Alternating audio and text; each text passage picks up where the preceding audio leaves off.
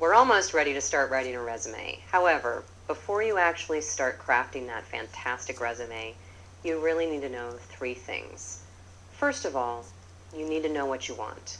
I don't mean I want a job. Of course you want a job. I mean, what are 5 job titles that are probably going to give you what you want? What are some companies and industries where you might find that? So hopefully you already know that and can just pull out that piece of paper where you wrote all of that down.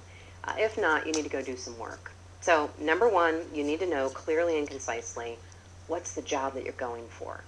Number 2, you need to know what employers want. So if those are the jobs that you want, what are employers asking for in terms of skills and experience? Number 3, you need to know what makes you great.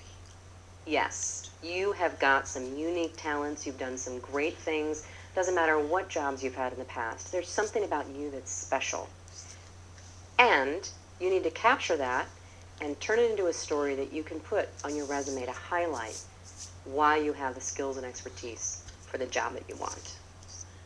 Okay, so you know what you want, and you've got a list of target job titles and hopefully some companies and industries where you're likely to go and find those jobs. Know what employers want. Have you already made a list of the desired and required skills? If you haven't, take out a clean piece of paper or do this on your computer, however you prefer, and I want you to create 3 columns. In the first column, I want you to write required and desired skills at the top. The second column, yes or no.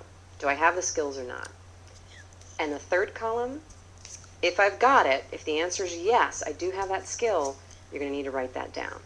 If not, we'll talk about what to do there. So 3 columns, what are employers requiring and what are the nice to have skills? Second column, do I have the skills, yes or no? And third column, what skills do I have that compare to what they're looking for? All right, now how are you going to get at all of that? You're going to do a little market research. Take those 5 job titles that you want and go do a Google search or do a search on Indeed.com and look for job postings that appeal to you. Print them out. I'm not trying to waste paper here. I've just discovered that this is the most effective way for people to actually do this market research. So print out those 5 or 10 job postings and take a highlighter and actually highlight what are the skills that are required and desired for jobs that I think I'd like to get. Once you've done that, you're going to start to see some patterns, and employers are looking for similar things, but they might call them something different. So if you need to, write down everything to begin with. And then what I want you to do is I want you to whittle that list down to the top 10 required skills. What are the top 10 things that employers are asking for with jobs that I'm interested in?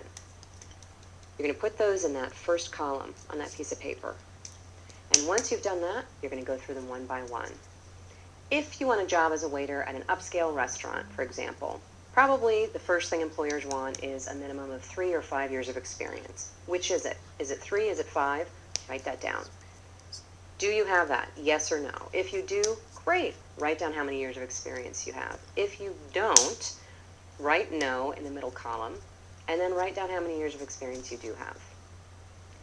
Do you think you need to go get more years of experience before you apply for a job? Well, we don't know yet. We need to go through the rest of the skills and see if you've got everything else they're looking for, and that's going to help you determine, is this a real or just a perceived gap? And this is all going to help you write a resume that's going to get you the job that you want. So along the way, we're figuring out, is this an issue? Is my list of jobs that I want correct or not?